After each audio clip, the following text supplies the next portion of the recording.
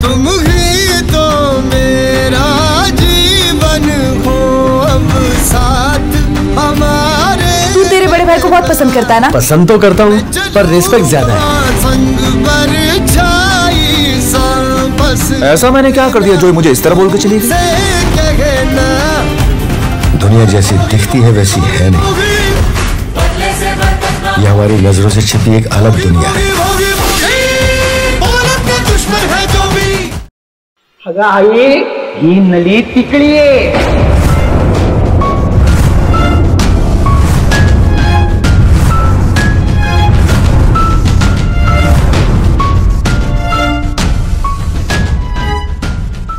संकेत नालायकपणाला सुद्धा हद्द असते। वेद मला बरोबर सांगत होता, तुझी ना वाईट नजर आहे माझ्यावर। तिकडी असल्याचा फायदा घेऊन फसवत होतास ना तुम्हाला? लग्नाचा आमिष दाखवून गैरफायदा घेत होतास ना?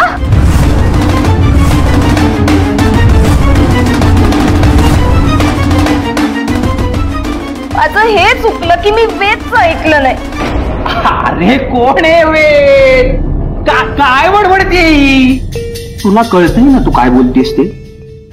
एक मिनिट तुम्ही एक काम करा, माझा मोबाईल चेक करा। ही मुलगी सतत रात्रभर मला फोन करते का? विचारा तिला का एवढी उतावळी झाली?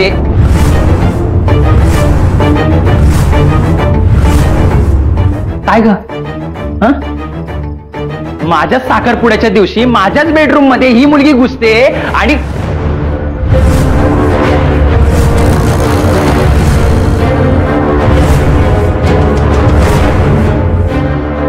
मी मुलगा असूनही मला सांगायला लाज वाटते, ही मुलगी अशी चाळे करत होती माझ्यासोबत।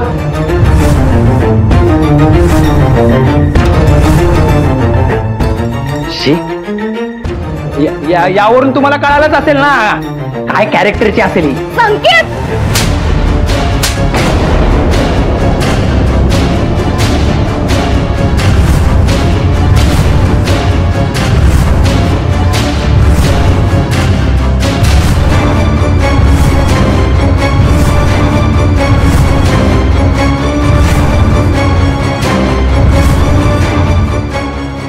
यापुढे एक शब्दही बोलू नकोस संकेत।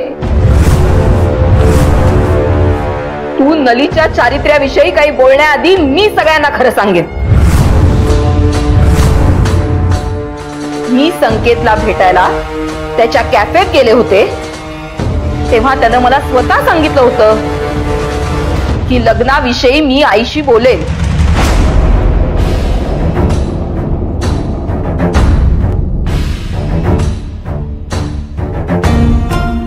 असं म्हणाला होतास ना?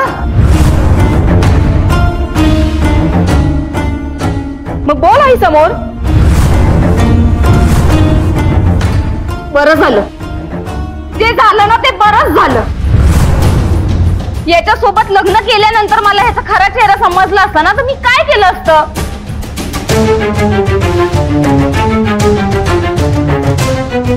तुझ्यासारखा नीच माणूस ना कोणा शत्रूच्याही आयुष्यात येऊ नये।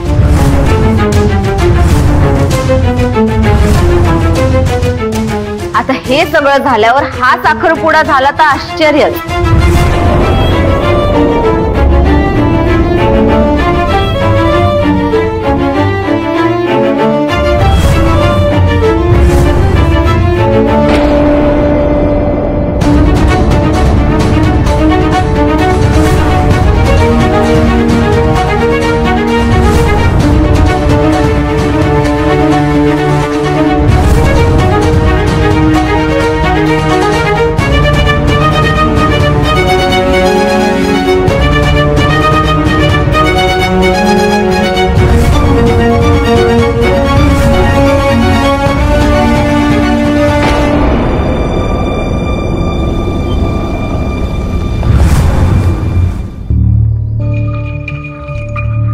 विलास जरा आतमध्ये ये।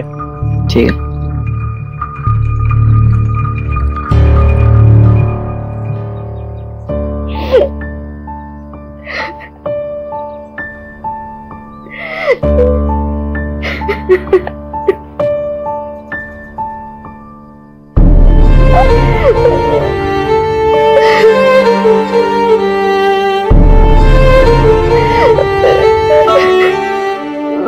बरोबर बोलत होता ग. मलाच भुरळ पडली होती, माझी भ्रष्ट झाली होती माझी.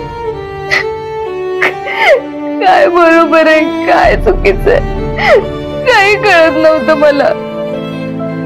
नले शांत हो, किती त्रास करून घेणार आहे स्वतःला. वाईट असं वाटतंय की तो ना सारखा मला सांगत होता ग की माझा निर्णय चुकतोय म्हणून. मी ऐकलं नाही त्याचा. तो माझ्या हिताचा विचार करत होता आणि मी त्याला प्रत्येक वेळी घालून पाडून बोलत होते. काय अशी मूर्खासारखी वागले. मिताली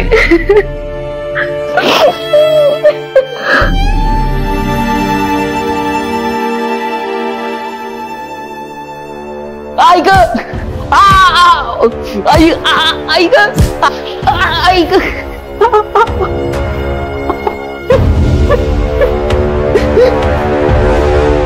आता का बोंब बोलतोयस रे? हा, चहाड्या करतोयस, चुगल्या करतोय. प्रामाणिक वाटला होतास मला म्हणून विश्वास ठेवला तुझ्यावर. कुठं जातो काय करतो सगळ्या खबरी घरात देत होतास ना. माफ करा मालक, माझा नाईलाज होता म्हणून मला सांगावं लागलं. त्या दिवशी मी गाडी पुसत होतो.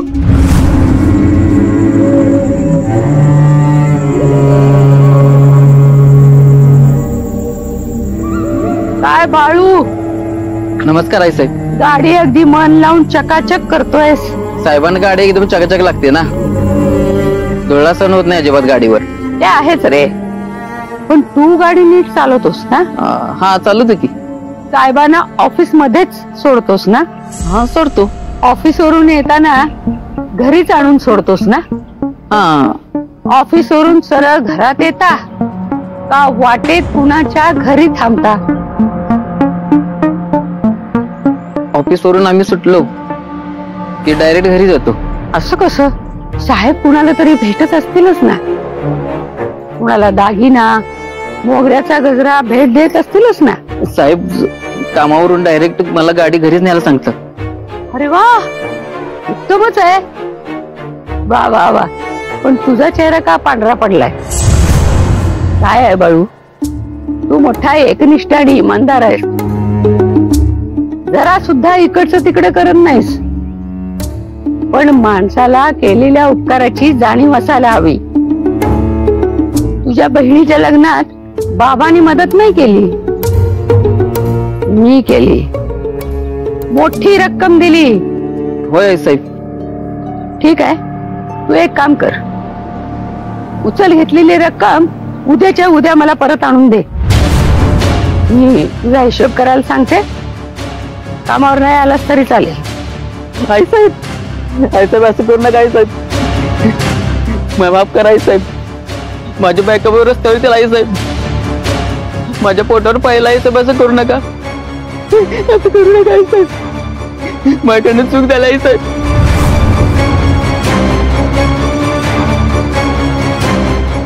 माझं नाईलाज झालं साहेब, म्हणून मला सांगावं लागलं. यात माझी काय बी चूक नाही. तुम्हाला बहुतेक दाग्यात नेतं नाही साहेबांनी बघितलं असेल. इकडं आड तिकडं विहीर अशा अवस्था झाली माझी. गरीबावर दया करा मालक, माफ करा मला. इथनं पुढं तोंडाला कुलूप लावायचं. मी कुठं जातो काय करतो एक गोष्ट जरी इकडची तिकडे झाली ना तर जीवाला मुकशील.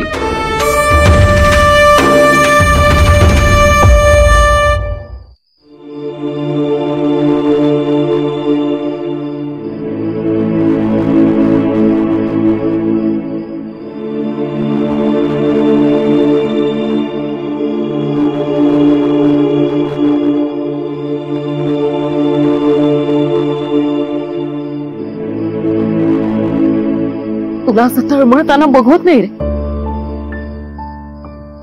सुद्धा तुला जवळ घ्यावंसं वाटतं, तुला खूप समजावंच वाटतं, पण काय करू? शरीर रूपात नाही उरली आता. आत्मरूप आहे फक्त. आणि त्यात तू गळत ताईत घातलं त्याच्यामुळे तुला जवळही घेता येत नाहीये. गुणी आणि चांगल्या मनाचं नलीला मदत करायची तळमळ कळतीये मला तुझी. पण मी काळजी करू नको. माझं तिच्याकडे पूर्ण लक्ष आहे. तिच्यावर येणाऱ्या संकटाची पूर्वसूचना मी तुला देणार. पण वेद तुला असं दुःखी बघवत नाही. मी जे काही करते ना ते तुझ्या भल्यासाठीच करते. काळजी घे.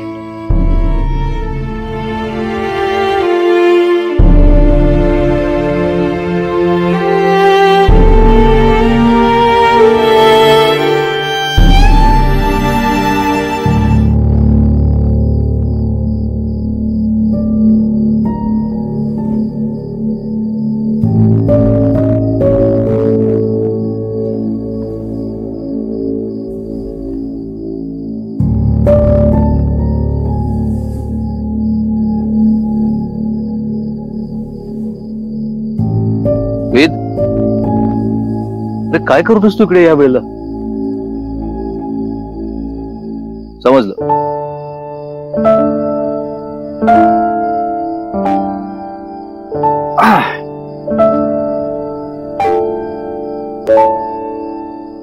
कसलं टेन्शन आहे? काका तू जे काही मला सांगितलंस ते मला पटलं, म्हणून मी नलीशी जाऊन बोललो.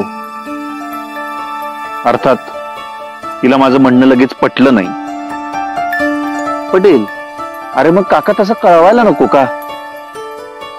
एका शब्दानं काही सांगत नाही. अरे काय झालं? संकेतच्या घरच्यांना ती भेटली का? संकेतशी बोलणं झालं का? कशाचं काहीच नाही. अरे साधा कॉल करत नाही ती.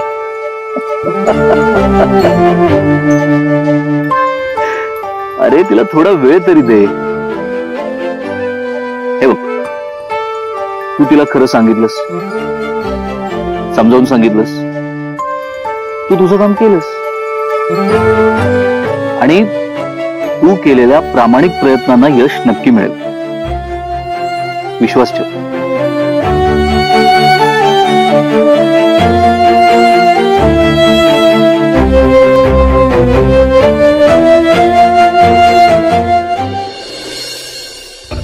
नलीच्या नशिबात आणि तिला जन्म दिला म्हणून माझ्या नशिबात काही कमी त्रास होता, म्हणून या संकेतच्या प्रकरणाची भर पडली. आई, पण यात नलीची काय चूक आहे? तीच तर अडचण आहे. सगळ्या चुकांचं खापर हे बायकांच्याच माती फोडलं जात. आता सगळ्याला आयता विषय मिळाला ना गावाला. बघ कसं चर्चेला उदाहरण येतं ते. त्यात नली संकेतच्या बेडरूम मध्ये दिसली. आता तर संकेतची आई नलीच्या नावानं शिमगा करेल. आणि त्या सगळ्याकडे आई आपण दुर्लक्ष करायचं. चर्चा काय नलीच्या जन्मापासून होता येतच ना. आई, तो संकेत काय लायकीचा मुलगा आहे ना, अख्ख्या गावाला माहितीये. अरे पण त्या सगळ्याची शिक्षा एकट्या नलीलाच का? त्या संकेतला काय असं सोडून द्यायचं? नलीच्या आयुष्याची माती करणाऱ्या त्या संकेतला नलीला बायको म्हणून स्वीकारायला लावायचं.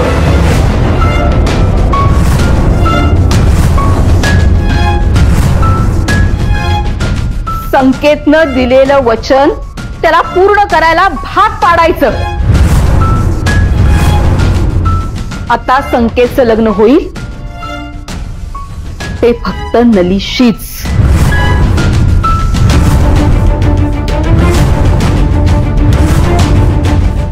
आई, अगं हे सगळं करून काय फायदा आहे आई? अगं मारून मुटकून जरी दोघांचं लग्न लावलं तरी संकेत आणि त्याच्या घरचे नलीला चांगली वागणूक देणार आहेत. आई, अशा घरात पाठवायचं आपण नलीला? अगं लग्न म्हणजे आयुष्यभरासाठी जपावं लागणारं बंधन आहे. आता लग्न संसार कसा जपायचा हे तू मला सांगणार. आई, अगं संकेतला असं गन पॉइंट वर धरून जबरदस्ती लग्नाला तयार करायचं आपण. आणि जरी आपण ह्या सगळ्याचा इश्यू करून दोघांचं लग्न लावून दिलं तरी ह्या सगळ्याचे आई विपरीत परिणाम होणार आहेत. संकेत नलीला सुखाने नांदवणार आहे का?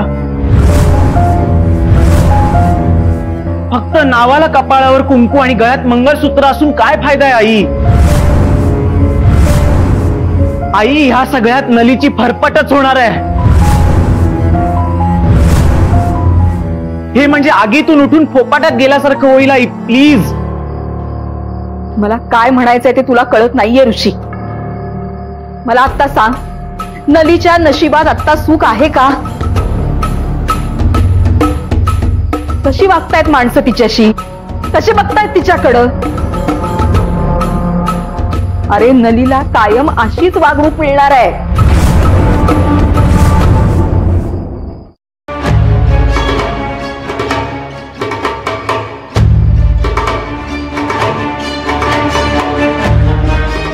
काही निर्णय हे मनावर दगड ठेवून घ्यावेच लागतात.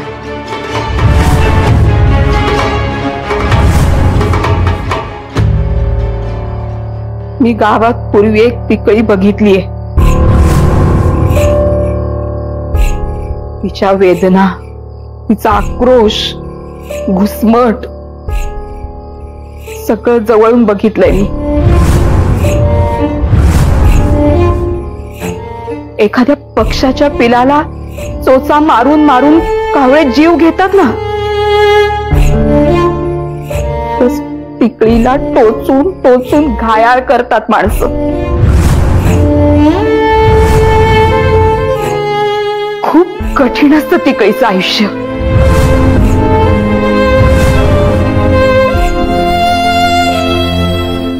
हे सगळं दिसत नाहीये का मला? अगं पण म्हणून आपण स्वतःहून नलीला संकटात लोटायचं.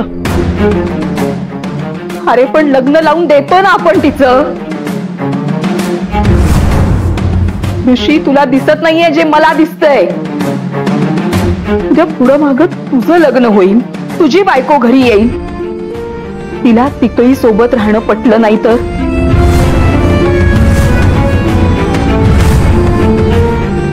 तर तू वेगळा संसार थाटणार, तू हे घर सोडून जाणार.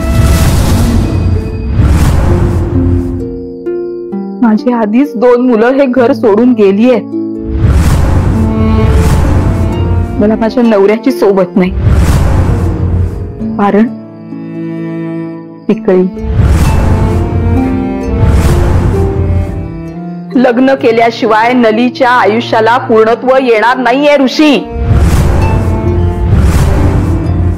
अरे तू आत्ता आजचा विचार करतोयस आणि मी खूप पुढचा विचार करतेय. मला सांग, तू काय मी काय किती दिवस पुरणार आहे आपण नलीला? उद्या मी मेल्यावर नलीचं काय? अगं, नली म्हणून नाही पण पिकळी म्हणून सगळे लोक तिच्याशी कायम असेच वागणार आहेत. हे सत्य का नाकारतोयस तू? गाई म्हणून बळजबरी लग्न हा एकच मार्ग आहे का? तुझ्याकडे दुसरा मार्ग आहे? दाखव. आपल्याकडे एकच मार्ग आहे. संकेतला नलीशी लग्न करायला भाग पाडायचंच.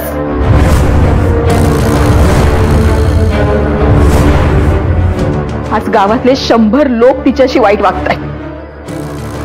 उद्या लग्न झालं तर एकाच घरातले लोक वाईट वागतील तिच्याशी. आणि काळ, वेळ, औषध आहे या सगळ्यावर. कदाचित उद्या वेळ बदलली तर नलीचे सासरचे तिला स्वीकारतील, तिला समजून घेतील. आणि तोपर्यंत आपण आहोत की तिच्या सोबत. आपण कायम राहू तिच्या पाठीशी. पण आत्ता संकेतला सोडायचं नाही. आपण जर आत्ता माघार घेतली तर नलीचं आयुष्य उद्ध्वस्त होईल. आयुष्य माझं आहे ना?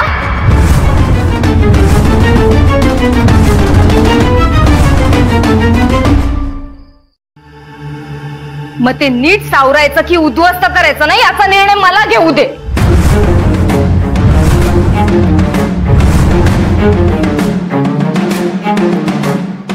हे सोपं नाहीये ऋषी. आई अगं तूच मला वेळोवेळी समजवत आली आहेस ना की माझ्या नशिबात संघर्षच आहे. तू प्रसंगी लढायचं कसं हेही शिकवलंस मला. पण याचा अर्थ असा नाही ना की मी त्या नालायक आणि फ्रॉड मुलासोबत लग्न करावं.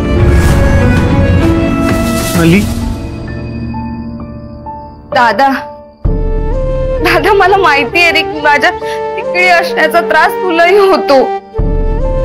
आई सुद्धा खूप मनस्ताप सहन करत आलीये.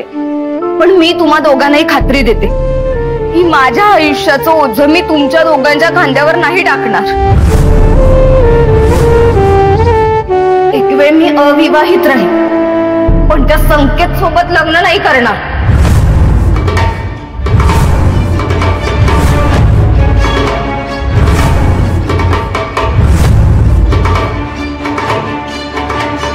आई तू तरी शांतपणे विचार कर. अगं आई, आम्ही दोघेही तुझीच मुलं आहोत ना. देवासारखं मानतो आम्ही तुला. ग तिकडी असली म्हणून काय झालं? तुझी मुलगी आहे ती. संकेतची लग्न लावायचं या बोलण्यात मला असं का जाणवतंय? तुला ही तुझी तिकडी मुलगी तुझ्याही घरात नकोशी झालीये.